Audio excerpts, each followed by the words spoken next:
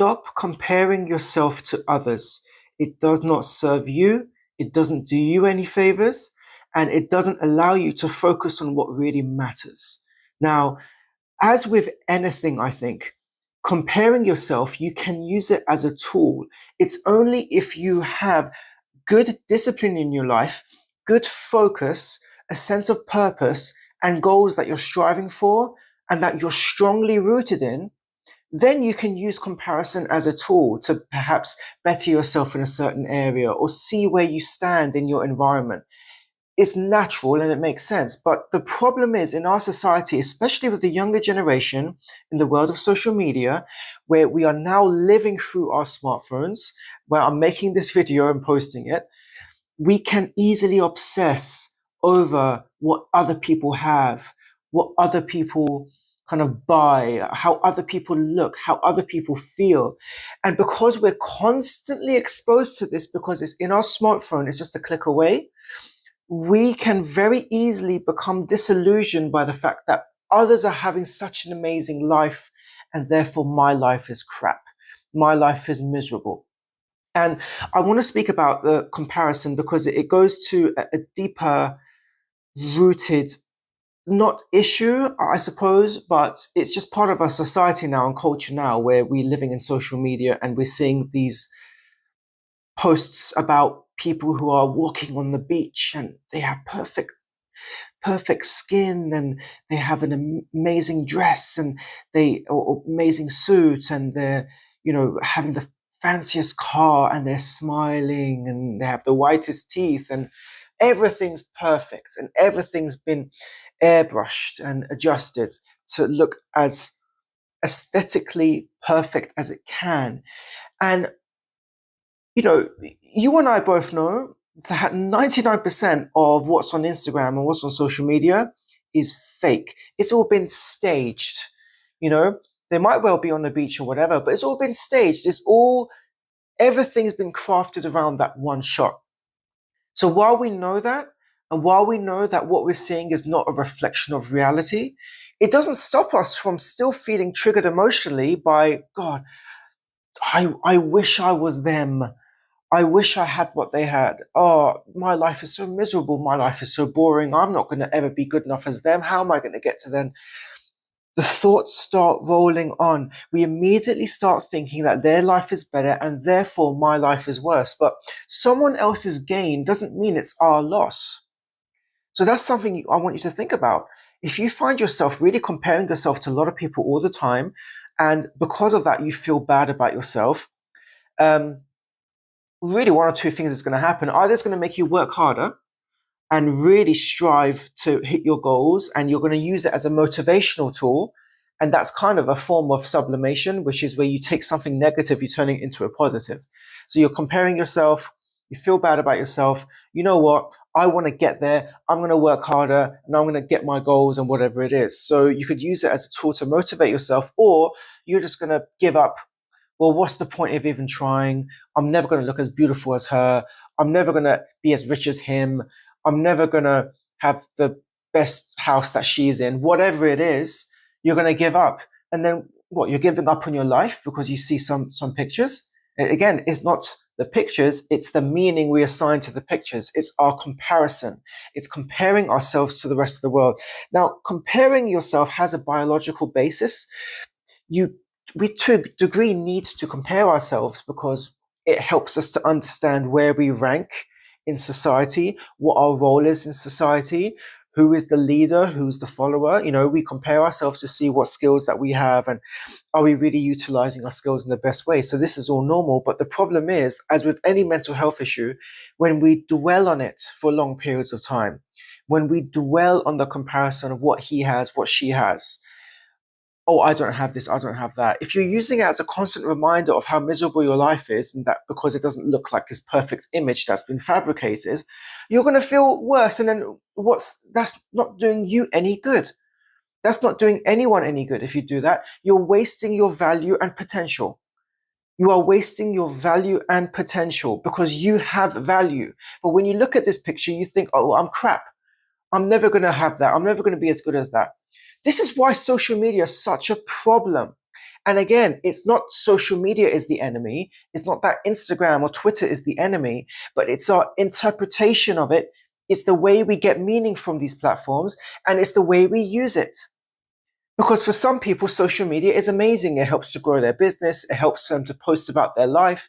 It helps them to get conversations going about mental health. And this is part of the reason I'm doing videos on this on YouTube, is to get people talking.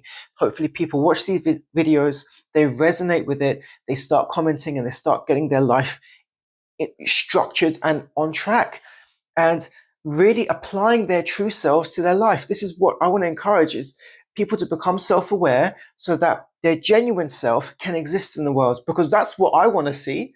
That's what the world deserves to see, is your genuine self. And these videos are, for me, an opportunity to try and showcase my genuine self, and talk about things that matter to me, which is around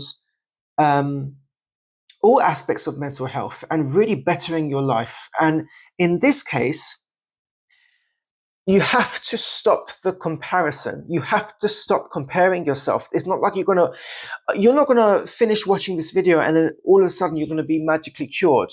No, as with anything, it comes down to action. Now, one of the ways that you can stop comparing yourself is to question it.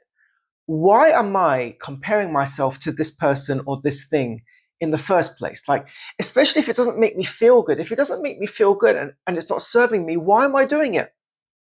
Why do I find myself doing it? I may not be choosing to be doing it. It might happen automatically, but why does that even happen in the first place? Question it. And another way to combat it, which you may not like to hear if you compare yourself all the time, is to celebrate the achievements of other people. If someone's posted on social media, I bought a new house, I've got a new car, I'm on holiday in a yacht in the middle of the ocean, be happy for them. Be grateful for them. Be happy that they have that opportunity to experience that moment of joy or that moment of pleasure in their life. Be happy for them. That's great. Then refocus on your life and what you are grateful for in your life. If you need to ground yourself, what am I grateful for? And then refocus. And this is why meditation and journaling is amazing. It builds the skill. It isn't just, oh, I'm going to wallow on my feelings and just sit there with my feelings and be sad and sorry for myself. No. Meditation and journaling builds the skills for you to refocus your attention onto something more productive, something within you. So the skill is to refocus and refocus and refocus, and then fail. And then from failure, learn and apply, then refocus, getting distracted, refocus. That is success. Because let me tell you, you might have goals you want to achieve. I do not know anyone who just can completely ignore the distractions of the modern world and just focus on their goal with ease. It is not easy, because there are these distractions, because it's easy to procrastinate, because it's easy to compare yourself, because it's easy to question your goals in the first place. Because of this person's got this, I want that. Maybe I'm on the wrong path.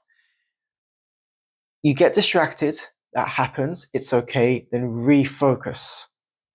Refocus on what you're doing.